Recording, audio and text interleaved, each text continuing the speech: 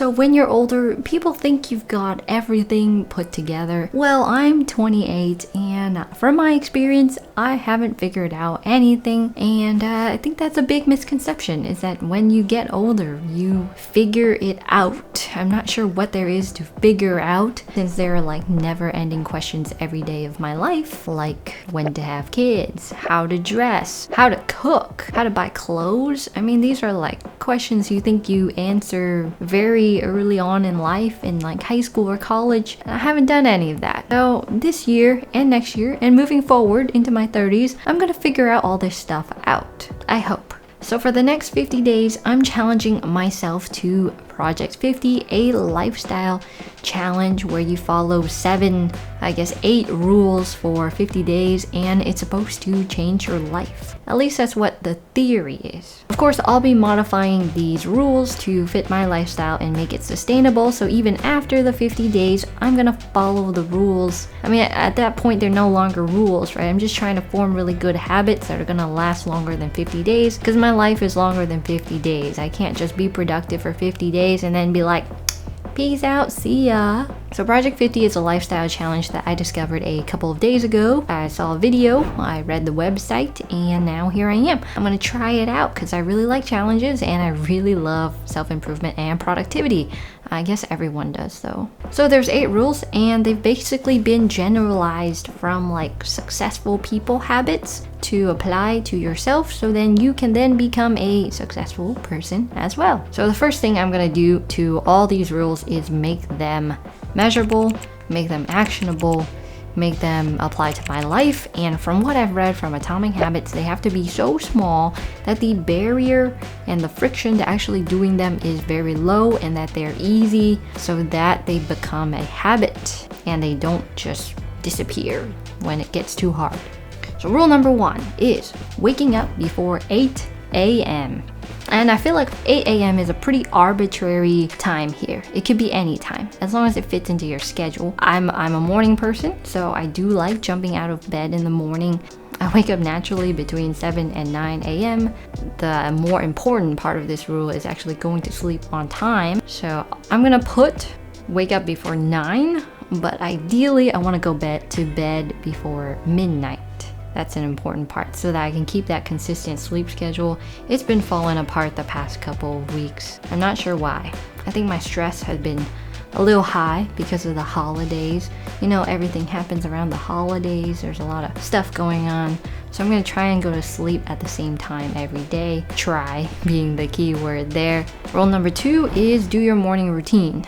I think it's a good rule. Morning routines are nice. I think if your goal is to work, then you just go to work. But if your goal is to have a morning routine with no distractions, it's pretty nice. My morning routine involves reading, journaling, taking a stroll to get exposed to sunlight every morning because it wakes me up even more, and meditating for like a minute or 2. And I know that's like 4 habits in one, but it's something I already do as my morning routine. I just have to make sure to do it every morning. The hardest part about this rule is probably not getting distracted by technology, because I don't read physical books.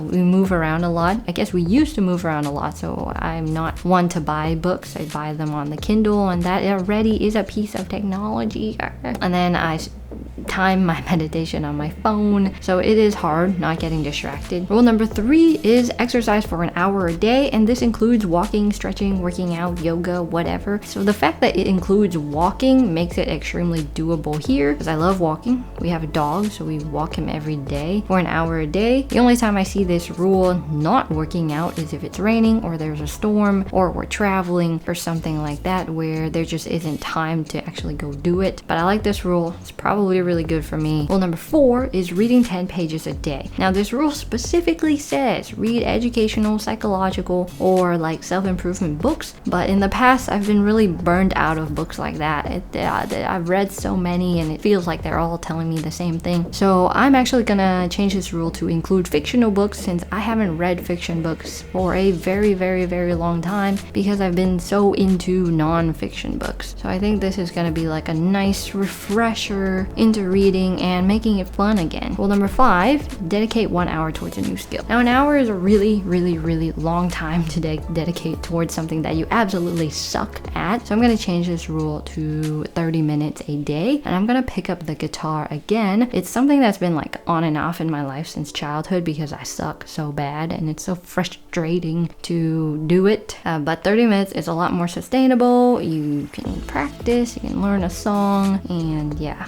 it's much easier to fit into my life rather than an hour. I feel like if I have to do it for an hour, I'll probably say something like, you know, I don't really have an hour today. I'm just not gonna do it at all. But something is better than nothing when it comes to learning new skills and making it a habit. Rule number 6 is follow a healthy diet that is not measurable or actionable. And yeah, I just don't really like the terminology that they're using there. So instead, I'm going to change it to eat 2 vegetables a day. Well, eat 2 servings of vegetables a day. And now boom, trackable, practical, and easy to do. I gotta buy the groceries first. And rule number 7, track all your daily progress in a journal and write about what went well, what didn't go well, what can you do to improve. It's great. Journaling is great. I'm gonna use my Clear Habit journal that I picked up recently to do that with, and I'm just gonna use the habit tracker pages. And the rule that I hate the most, the general rule, the rule that states that if you fail one day, you repeat it all over again.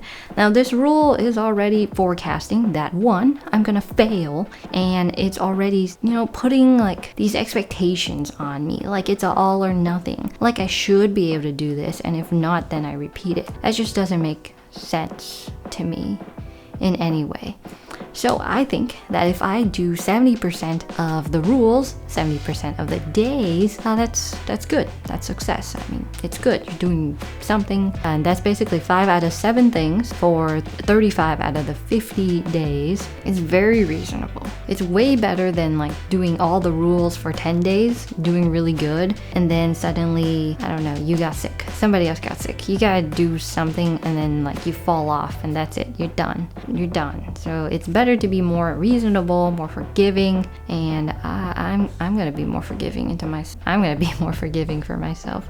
So those are my 7 rules. They're measurable, sustainable, and they fit into my life. They add things into my life that I've let go of in the past because I've been working so hard the past 3 years that I just gave up a ton of things to work more. Things like reading, things like learning an instrument, learning a new skill. I've just been focused on working so much that I burnt out, and then I did nothing due to said burnout. And now I sort of want to do something again, but like find a balance between work and other things too. Now it's a good time to do the different things and figure out what kind of person I want to be. Sort of a weird thing to say at 28. It's sort of the same things I said to myself at 20, and 8 years later, I'm still saying it. Let's get this challenge started. If you're gonna do it with me, comment down below, and I'll be doing weekly updates on this channel and about all the other things that I like, including self-improvement, productivity, working, improving the life-work balance thing, life,